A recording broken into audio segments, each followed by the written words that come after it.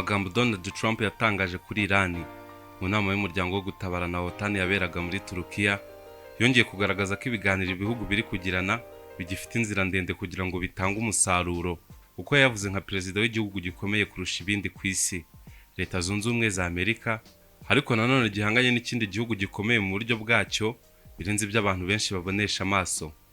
Ubwo yavugaga ku ngingo ijyanye n'intambara bahanganyemo na Iran, Donald Trump yagize ati sinshaka kuzongera kuganira nabo. Ati ni abantu babi cyane. Ati niba muzi abantu babi, bariya ni abantu babi cyane. Ati nta bantu bagira imitekerereze ipfuye. Ati ni abantu babi bakoresha akavuyo mu bintu byose. Yongera ati iyo bajya kugira intwaro kirimbuzi bari kuturimbura. Ati ku bwanjye iki kibazo kigiye kugera ku iherezo. Wumvishe amagambo ya Donald Trump, watekereza ko hari andi mahirwe we n'igihugu cye bafite amurutira kuganira na Iran, ariko ntayo. Kuva intambara ya Iran na Leta Zunze Ubumwe za Amerika zifatanyije na Israel yatangira ku itariki 28 z'ukwezi kwa kabiri muri uyu mwaka, Perezida Donald Trump na Minisitiri we w'intambara Pete Hegseth bagiye bumvikana inshuro zitabarika bavuga amagambo menshi atandukanye, yiganjemo ayo kwigamba ko batsinze intambara, ibikangisho byo kurasa Iran bikomeye kurusha uko bayirashe, ubundi bakongera bakumvikana bavuga nkaho bashyigikiye ibiganiro. Aya magambo ya Trump yaje mu gihe ibihugu byombi byari bimaze iminsi mu biganiro by'ubuhuza buyobowe na Pakistan na Qatar, ndetse ibihugu byombi byari byarasinye amasezerano akubiye mu ngingo 14 agamije kugera ku gisubizo kirambye mu minsi 60 uhereye ku itariki 17 z'ukwezi kwa gatandatu.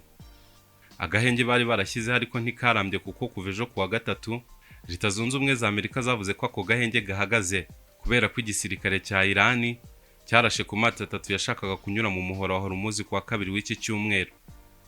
Amakimbirane y'ubuye bitewe n'uko amasezerano basinye avuga ko Iran igomba gufungura burundu umuhora wa Hormuz, amata agatambuka nta nkomyi nk'uko byahoze mbere y'intambara. Ku ruhande rwa Iran ariko ntabwo bigeze bashaka ko kunyura mu muhora wa Hormuz bizongera gusubira uko byahoze mbere y'intambara. Biri mu by'abategetsi ba Iran bamye bavuga kuva bawufunga mu minsi ya mbere y'intambara. Iran ishaka kuzakomeza ikajya yishyuza amata aca muri Hormuz ndetse ikayigiraho ubugenzuzi na nyuma y'iyi ntambara, nk'uko ibindi bihugu byishyuza inzira zo mu mazi nka Canal de Suez ku ruhande rwa Misiri na Canal de Panama ku ruhande rw'igihugu cya Panama. Kuba izindi nzira zo mu mazi zisanzwe n'ubundi zishyuzwa, Iran yahise ibyuriraho nayo ivuga ko ishaka kuzakomeza ikajya yishyuza amato yose aca mu muhora wa Hormuz. Ndetse abayobozi ba Iran bamaze iminsi baganira n'igihugu cya Oman ku bijyanye n'ingamba zihuriweho bazakoresha bishyuza amato aca mu muhora wa Hormuz, kuko iyi nzira ikora kuri ibi bihugu bibiri. Birumvikana ko aribyo byatumye Perezida Donald Trump avuga ko abategetsi ba Iran ari abantu babi cyane batarabo kwizerwa. Leta Zunze Ubumwe za Amerika na Iran ni ibihugu bibiri biganira n'ubundi bibizi neza ko nta wizeye undi. Niyo mpamvu kuba Iran yarashe ku mata atwara ibikomoka kuri peteroli kuwa kabiri w'iki cyumweru atari ukwikura mu biganiro, ahubwo ni ukwibutsa Leta Zunze Ubumwe za Amerika ko igifite ikarita yitwa umuhora wa Hormuz, kuko kuwufunga bizamura igitutu kuri Trump haba muri Amerika no hanze yayo. Amerika nayo kurasa kuri Iran bundi bushya ni ukuyishyiraho igitutu ngo bayereke ko batiteguye gushaka ibisubizo mu buryo bw'intambara, bakomeze kubagumisha mu biganiro bumva ko hari imbaraga zibibasunikiramo. Ibiganiro byari biteganyijwe gukomeza ku mpande zombi kuri uyu wa kane nyuma y'icyumweru muri Iran bari bamazemo iminsi 7 cyo gusezera bwa nyuma wahoze ari umuyobozi wabo w'ikirenga Ayatollah Ali Khamenei.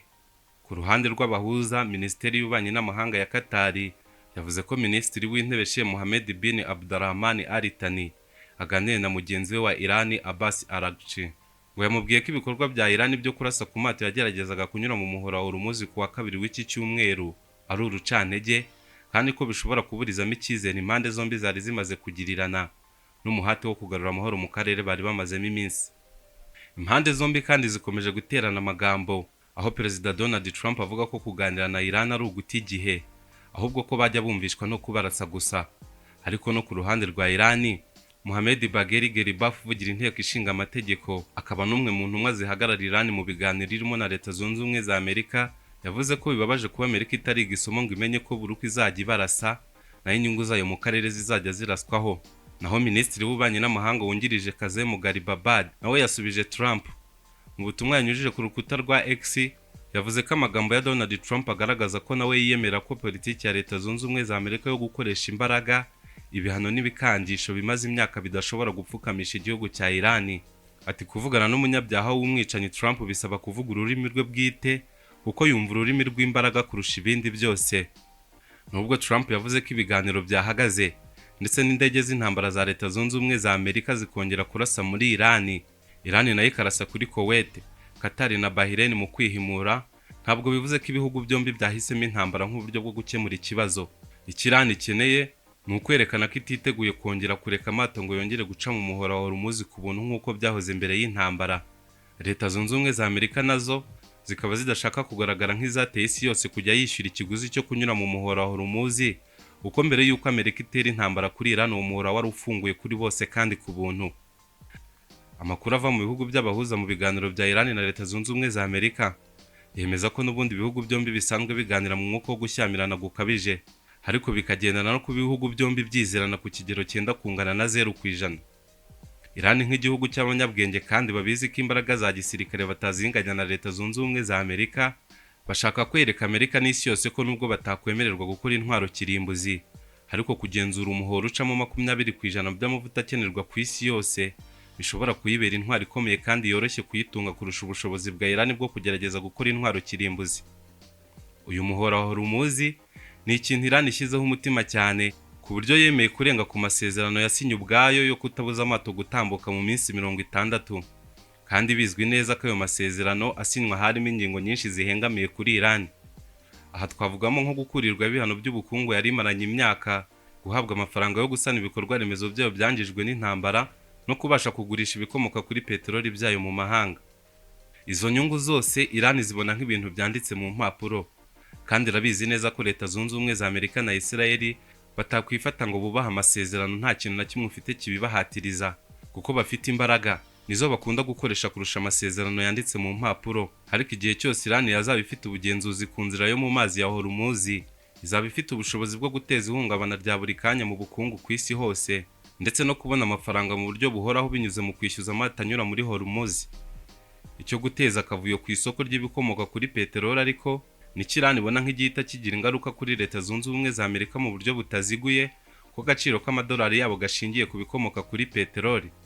Guhungabanya inzira icamo 20% by'amavuta yo ku isi yose rero bivuze ko hari ijanisha runaka ry'amadolari ya Leta Zunze Ubumwe za Amerika waba ubujije kuzenguruka mu bikorwa byo guhererekanya amafaranga ku isi nta nkomyi, kandi ibyo nta wundi muntu ku isi ujya ubasha kubikora uyu munsi.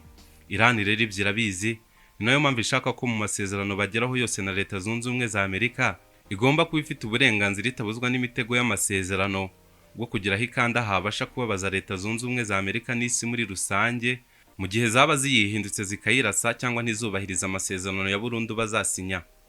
Icyo Iran ishaka kugaragariza Amerika muri aka kanya ni uko ititeguye kugera ku bwumvikane ubwo ari bwo bwose butayiha uburenganzira bwo gukomeza kugenzura umuhora wa Hormuz. Nubwo Perezida Trump yavuze ko atakizera Iran, nta yandi mahitamo ibihugu byombi bifite atari ukuganira bikagira aho bihuriza, kuko Trump ari ku gitutu cy'amatora yo muri Congress ya Amerika azwi nka midterm election, kandi ntibyakorohera ishyaka rye ry'abarepublike kuyatsinda aramutse abaye ataragera ku bwumvikane n'igihugu cya Iran. Iran nayo ikeneye agahenge ikisuganya, igasana ibyangijwe n'intambara, ubuzima bugasubira uko bwari busanzwe. Ariko ibikorwa bya gisirikare hagati y'impande zombi mu masaha 28 ashize bigaragaza ko ibiganiro nubwo byakomeza bitazoroha kugeraho ibihugu byombi bihurira ku masezerano ya burundu. Ni ukubitega amaso tukareba. Ibiganiro byacu wabikunze wabisangiza abandi, ukanakora subscribe kuri Bomba 250 kugira ngo tujye tubana mu buzima bwa buri munsi. Nge nitwa Matare, Imana y'u Rwanda ikomeze ibane namwe. Bye.